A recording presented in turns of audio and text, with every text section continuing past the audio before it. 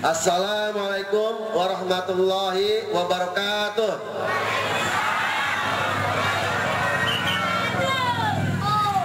Alhamdulillahilladzi tafarrada bil izi wal jalal sallallahu alaihi wasallama wa ala ashabihi wa alihi tabi'al.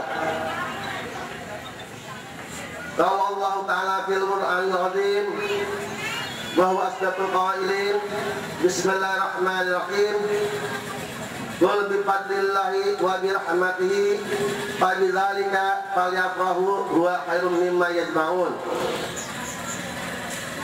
Wa qala Allah ta'ala aidan fastaqim kama umirta wa man taba ma'aka wa taqaw innahu bima ta'mal basir. Wa qala Rasulullah sallallahu alaihi wasallam al-mu'minu ya'laku wa yu'laku wala khaira fi man la ya'laku wa la yu'laku wa khairun nasi anfa'uhum. Wa sayyiduna Umar bin Khattab radhiyallahu an man azama maulidan Nabi sallallahu alaihi wasallam faqad ahyal Islam. Yang terhormat jamaah pengajian BIS KTB, yang terhormat para aparat, para alim ulama, para undangan, bapak-bapak dan ibu-ibu sekalian. Alhamdulillah, pada kesempatan pagi hari ini kita bisa bermuajahah, sehingga mudah-mudahan ini sebagai suatu wasilah supaya kita mendapat rahmat dan maghfirah Allah Subhanahu wa taala. Karena kita yang namanya manusia itu butuh wasilah, butuh tawasul. Wasilah itu ada dalam Islam, nggak bid'ah ya. Wasilah ada hadis sahihnya. Sementara ini kan orang alaginya dengan hadis sahih. Kalau nggak ada hadis sahih katanya nggak boleh, dilarang, forbidden, itu bohong. Kalau seandainya Islam harus ada sahih, hancur Islam. Dan tidak ada dan tidak akan lahir ilmu hadis. Sedangkan di dalam ilmu hadis itu kan ada hadis sahih, ada hadis hasan, ada hadis mursal, ada hadis mauquf dan sebagainya. Dan situ dibahas. Nah, di mana tentang wasilah ya. Dulu ketika melakukan kesalahan, kemudian diturunkan atau diusir ke bumi, yaitu di India. Nabi Adam itu sedih, menyesal. Selama 100 tahun Nabi Adam itu apa? Selalu dia itu mohon ampun kepada Allah. Selama 100 tahun. Nah, kemudian Allah memerintahkan kepada malaikat Jibril supaya mengajarkan kalimat-kalimat taubat kepada Nabi Adam. Maka Nabi Adam seperti diajarkan, dia mengucapkan Allahumma inni as'aluka bihaqqin Allahumma inni as'aluka bihaqqin wa ali Muhammadin la ilaha illa anta subhanaka amiltu su'an wa zalamtu nafsi faghfirli fa innaka antal ghafurur rahim.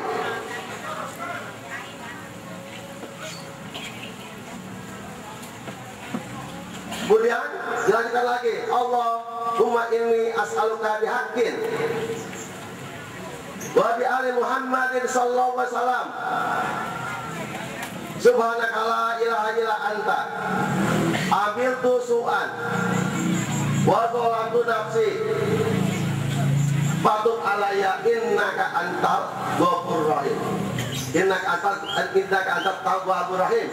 Itu kalimat-kalimat istighfar yang diucapkan oleh Nabi Adam semuanya, yaitu dikasih oleh Muhammad bin Abdullah bin Abdul Aziz bin Baz semuanya. Contoh misalnya Ibnu Hajar mengatakan bahwa tausil boleh, kemudian dia diberi footnote, hukumnya dilarang. Nah, ini sebagai suatu distorsi ya, pembohongan ya, supaya Islam itu tidak mengenal ajaran yang sebenarnya.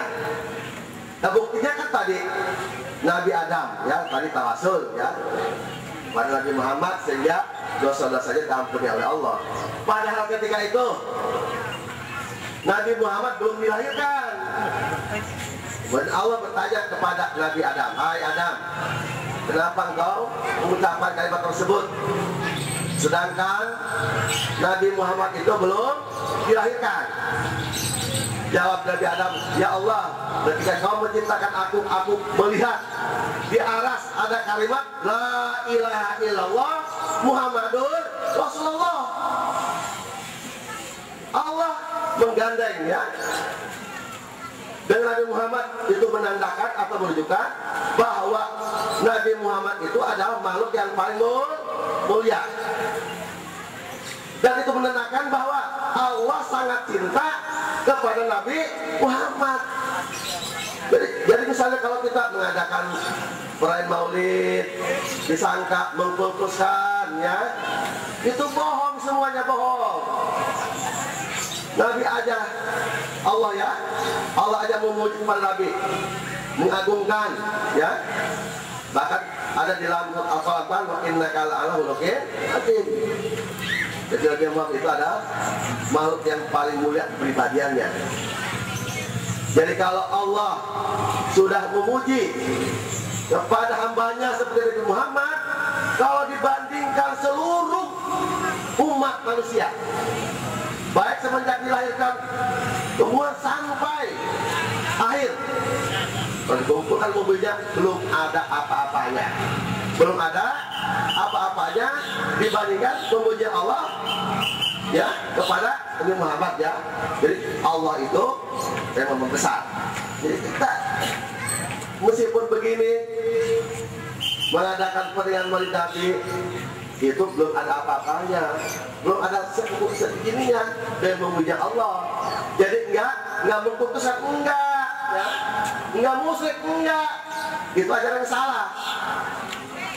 Dan dilakukan La ilaha illallah Muhammad dan Rasulullah itu terkandung akidah Ahlussunnah wal Jamaah yang sampai sekarang itu diikuti dan diajarkan oleh berbagai macam pesantren Indonesia yang mengajarkan tentang kitab-kitab ulama salaf. Jangan salah, sekarang banyak pesantren-pesantren ya, tapi mengajarkan paham-paham yang tidak sesuai dengan akidah Ahlussunnah wal Jamaah. Nanti tauhidnya bukan la ilaha illallah Muhammad Rasulullah. Tauhidnya itu adalah tauhid rububiyah, uluhiyah, dan asma wa sifat. Nah itu tiga akidah itu nanti yang akhirnya membid'ahkan dan memusyrikkan amalan-amalan yang sudah menjadi tradisi di masyarakat seperti tahlilan, yasinan, tawasulan, maulid nabi, iswadat dan sebagainya. Sekarang ini paham tersebut sudah berusaha ya mendominasi bukan hanya di Indonesia, menyesalkan. Kemudian di tafsir Munir ada kalimat tentang Wahabiyah kemudian dihapus. Ada di surat akidah ilahiyah atau akidah ketuhanan, di mana akidah ketuhanan tersebut itu terdiri daripada tiga dan dua sifat yang mustahil bagi Allah, dan ketiga saya ingin mendalami tentang sifat-sifat Allah. Ya, nama sifat Allah itu tidak terhitung jumlahnya karena manusia punya akal terbatas sehingga tidak bisa menghitung. Yang bisa hanya menghitung itu adalah Allah Subhanahu wa Ta'ala. Maka ulama-ulama beristihad sudah sifat yang wajib 20 itu sudah menjadi akidah sifat yang wajib bagi Allah dan akidah Ahlussunnah wal Jamaah.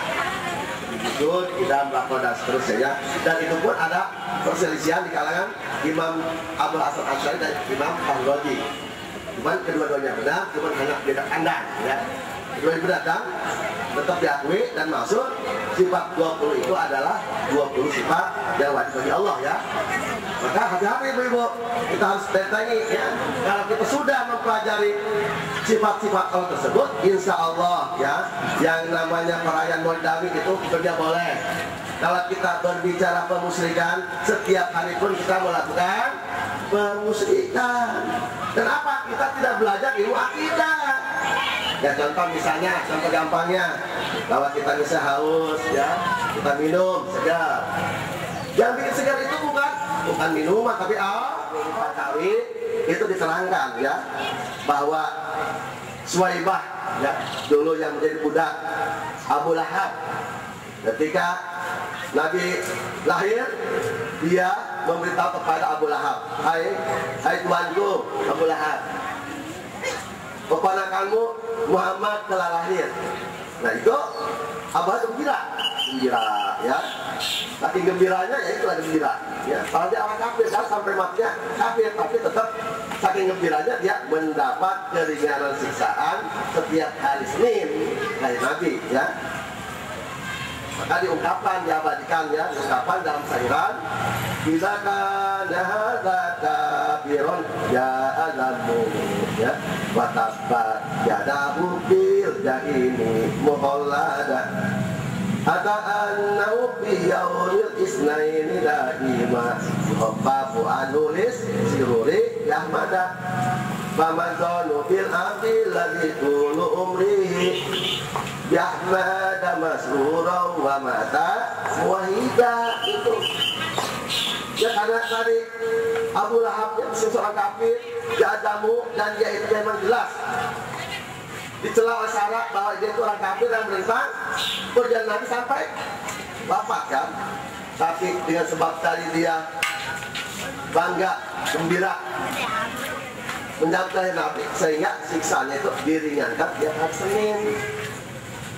Bagaimana misalnya kita ya orang yang suka memperingati kelahiran Nabi, dan orang sering memperingati kelahiran Nabi sampai menjelang akhirnya dan itu bertauhid ya. Kalau misalnya itu bisa dilarang, makanya bertauhid jadi itu boleh hukumnya ya. Kita tadi sebagai hamba Allah, maka kita tetap bersyukur kepada Allah ya, baik syukur lisan, baik syukur bil arkan maupun syukur bil qalbi. Dan itu juga sebuah tertuang dalam al-akhlakul karimah ya. Ini sebagai tema Mukhmuridin kali al-akhlakul karimah kan. Jadi memang bukan hanya untuk pemuda-pemuda aja ya, seluruh kaum muslimin ya, laki-laki, perempuan, yang akhir semuanya lah ya, segala lapisan harus punya akhlakul karena kunci keberhasilan hidup, kunci kesempurnaan iman. Ya di dalam ada waqala ya, menurut Imam Imam bin Al-Baghdadi ya, tentang derajat seorang muslim yang paling tinggi di sisi Allah, dan itu imannya sempurna ya. Ada dalam kitab Pusadat Mutakin ya, karena Sarah Ulumuddin mengatakan bahwa waqala Sayyidut Ta'ifah Imam Junaid Al-Baghdadi ya, arba fisalin tarqal abda ya ila al-darajat wa in qalla amaluhu wa huwa kamalul iman. Artinya ada 4 perkara yang menyebabkan seseorang itu punya derajat yang paling luhur di sisi Allah meskipun sedikit amalnya, dan itu termasuk yang paling sempurna imannya. Mana yang 4 perkara? 1 ya al-ilm ya, ilmun itu murah hati. 2 tawadu. 3 as-saho. 4 husnul khuluq. Saho itu kan dermawan, tawadu rendah hati, husnul khuluq punya akhlak yang mulia. Itu 4 ya. Misalnya film, kalau dalam kitab Bahasa Mustafa, sebagaimana apa yang diaji ya setiap 2 bulan sekali oleh Jamaah Kisah TV, ada tuh wasiat Nabi Muhammad ya Aliyu ya walil halimi salah satu alamatin yasilu man qata'ahu wa yu'ti man haramahu wa ya'fu amman zalamahu. Artinya ada 3 ciri orang yang mempunyai sifat murah hati. 1, selalu mengadakan menyambung tali silaturahmi. Ya termasuk sini juga termasuk tali silaturahmi, berarti kita termasuk orang yang punya jiwa yang murah hati ya. Yang keduanya tadi bayuti man haramahu, kita suka memberi meskipun orang yang kita beri itu dia tidak pernah memberi kepada kita, bahkan mengharapkan kalau dia itu memberi kepada kita. Nah, kita berbuat baik, maka tetap kita itu termasuk orang yang berjiwa murah hati ya. Meskipun orang itu jahat kepada kita, biarlah kita terus berbaik hati lah ya. Ketiganya tadi wayafu amman zalamahu, ya. Itu memberi maaf kepada orang yang suka berbuat zalim kepada kita. Mungkin sakit hati, mesti dikatakan kita ahli bid'ah karena menghadiri peringatan Maulid Nabi, suka jarak kubur ke makam para wali, biarinlah, ya. Tanggung jawabnya di akhirat itu mah kita nggak usah membalas, ya. Karena orang begitu, orang yang suka menghina, mencela itu pasti ada balasannya. Jangan-jangan di akhirat, di dunia sendiri oleh Allah nanti diberi musibah. Makanya udah kita pasang aja sama Allah, apalagi di akhirat. Ada hadisnya, la tudiri syama tata, payu apihi wayub bayat kaliga. Artinya janganlah kau tampakkan caci maki atau menghina kepada orang lain. Suatu saat orang yang dihina itu akan diberikan keselamatan Allah, sedangkan kamu akan diberi cobaan atau musibah oleh Allah. Hati-hati. Dan orang yang suka mencela, menghina, kalau membid'ahkan, memusyrikan, itu termasuk salah satu sebab su'ul khotimah. Itu ada di kitab Syarah Sudur karangan Imam Jalaluddin Asyuyuti, di ahli hadis, ahli fikih, dan ulama yang paling terbanyak mengarang kitab-kitab ini, kan? Ya mungkin bisa melakukan kalau seandainya menggunakan akal. Sudah barang tentu itu karomat dari Allah Subhanahu wa Ta'ala semuanya. Itu dalam kitab Syarah Sudur ada 4 macam, ya, 4 sebab yang menyebabkan orang-orang itu dalam sakarat nanti nih su'ul khotimah, artinya akhir hayat yang jelek. Mana itu?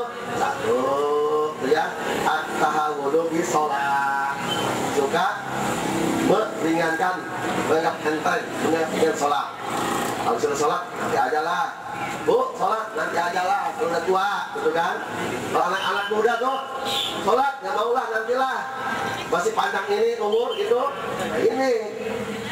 Itu salah satu sebab. Kalau kita nggak segera bertobat, maka itu akan suruh khotimah yang dilanjar, ya. Kedua, syurbul khomri, ya. Itu orang yang suka minum minuman keras, yang suka juga menggunakan narkoba, termasuk itu. Coba hati-hati, bukan minuman keras, jenis-jenis orang barang-barang yang berbahaya, dan narkoba segala macam, utang segala macam, itu bukan hanya merusak ekonomi, bukan merusak jiwa, ya, juga merusak kita nanti akhirat, ya, sebab nanti akan su'ul khotimah, ya. Ketiga yaitu uququl walidain, ya, itu menyakiti kedua orang tua. Macam-macam masalah menyakiti, kan. Ada yang berkata dengan jis, ya, dengan macam-macam lah, ya. Menyakiti orang tua itu macam-macam. Bahkan orang tua dikafir-kafirin, dibidah-bidahin, dimusyrik, itu termasuk menyakiti orang tua. Ada seseorang itu ngadu sama saya, ya. Ya, cuma lewat HP. Saya katanya punya adik. Dia itu masuk paham Wahabi atau Salafi selama 1 tahun. Dan kalau ketemu dengan saya, dia itu sering berdebat. Saking seringnya dan tidak sepaham, dia itu memutuskan tali silaturahmi. Bahkan ayahnya nih dikafir-kafirin sama dia. Misalnya hanya masalah baca Yasin, tahlilan, maulid Nabi, dikafir-kafirin itu. Bahkan si anak berkata kepada ayahnya, "Hai bapak, saya ini menyesal menjadi anak bapak," kan gitu. Nah, itu kan paham radikal tuh. Maka sebab si bapak mendengar begitu, akhirnya dia sakit. Kemudian kemudian meninggal itu. Nah, itu anak yang durhaka, itu termasuk uququl walidain. Salah satu sebab penyebab nanti su'ul khotimah ketika kita menjelang sakarat nanti, ya. Keempatnya itu akal muslimin, ya. Itu menyakiti orang-orang muslim, menyakiti orang lain. entah misal meledek gimana, entah membid'ahkan, entah segala macam. Nah nanti itu kalau dia nggak segera taubat nasuha, maka itu akan menjadi su'ul khotimah di kemudian hari. Hati-hati ibu-ibu ya. Jadi kita sebagai warga negara Indonesia harus punya akhlak yang mulia ya. Nah apa sih akhlak yang mulia? Apa sih isinya? Nah dibahas oleh beberapa imam. Kalau menurut Syekh Abdul Wahab Syaroni ada 39 ya di dalam kitab Tanbihul Muqtarin. Nanti saya ambil aja yang di dalam kitab Ibtidiyah ya, jilid 3 halaman 77. Isi-isi akhlak mulia. Dan akhlak mulia itu memang kebenaran sebagai moto Kota Tangerang. Akhlakul karimah itu kebenaran saya memang Kota Tangerang moto. Dan menurut Imam Yusuf bin Asbat, akhlak karimah itu isinya ada 10 ya. 1 kilatul hilaf. 1 kilatul hilaf artinya tidak disimpulkan ya, tidak mempersoalkan masalah-masalah yang dianggap perbedaan ulama di kalangan masalah-masalah agama yang bersifat cabang ya. Ada pendapat adalah masing-masing lah. Yang kunutan silakan ya. Yang enggak jelas silakan. Yang penting mah saling berhormat. Yang mau Nabi silakan. Yang enggak ikut Nabi silakan. Jadi masalah. Silakan masing-masing itu hak dia kan. Yang enggak kalian silakan. Yang enggak yasin silakan. Semuanya silakan.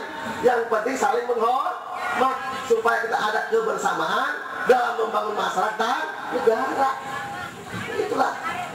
Pernah Nabi ya ditanya oleh sahabat, hai Rasulullah ya, kata Nabi begini, Nabi ya, Rasulullah bersabda, la yadkhulul jannata illa rahimun. Ya apa artinya ibu? La yadkhulul jannata illa rahimun artinya apa? Nggak tahu? Nggak tahu ya.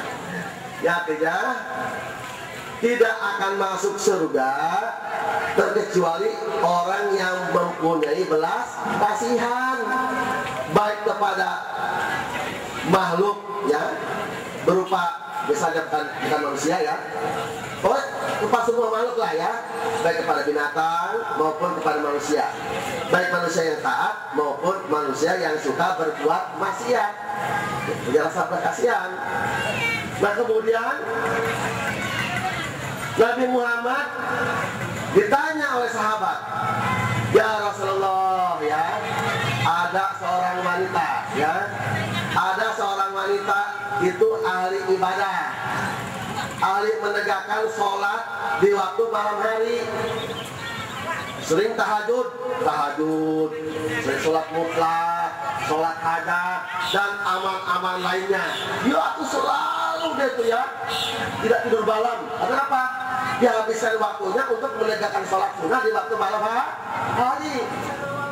Dia kecil ya, dia itu puasa terus. Bahkan kalau misalnya bukanya itu cuman seteguk air, sesuap nasi dan seteguk air. Begitu juga waktu ya pokoknya buka dan sahur ya. Kemudian Abu Yadim Nyati, saya termasuk saya Abu Yadim Nyati ya. Terus ya saya belajar di dia ada sudah 8 tahun ya. Malegan. Dia itu sebelum balik ya sekitar 5 tahun lah. Sampai ya sebelum balik sampai menjelang akhir hayatnya itu satu dia puasa terus, sholat tahajud terus, dan ya itulah melakukan amal-amal yang lainnya ya, sholat tahajud terus, puasa terus ya, dan macam-macam ya ibadah-ibadahnya itu ya. Makanya dia itu ilmunya tabahur ya, itu ya itu. Nah terus itu ya Rasulullah ya tadi, wanita dia ahli menegakkan sholat di waktu malam hari ya, sepanjang malamnya digunakan untuk sholat seperti Siti Rabi'ah Adawiyah itu ya. Kemudian kalau siang harinya puasa terus sepanjang hari kecuali haid kali ya, haid bukan di pas. Nah itu bagaimana Rasulullah ya. Sedangkan dia itu ditoliban tapi suka menyakiti tetangganya, suka menyakiti. Kalau menyakiti ya itu kan macam-macam kan. Jadi ibu ya, menyakiti ada juga misalnya memanakan perhiasan kepada orang punya itu menyakiti kan.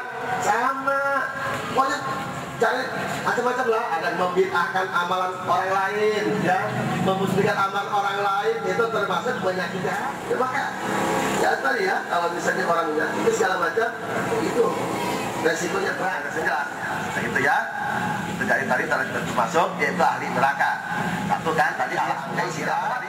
Iya, kalau seandainya berbeda pendapat tadi, tanya hai Rasulullah, gitu kan? Apa ya? Ketika kita menghadapi musibah apa aja ya, sabar.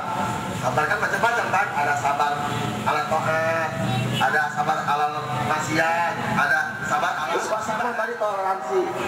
Kan? Amal yang lebih utama juga toleransi. Umat otomatis masyarakat akan maju, masyarakat akan sadar untuk hilaf. Keduanya husnul insaf, artinya bersikap adil kepada orang lain ya. Jadi itu termasuk adil. Kalau kita misalnya membenci, tidak adil. Justru kita harus mendekati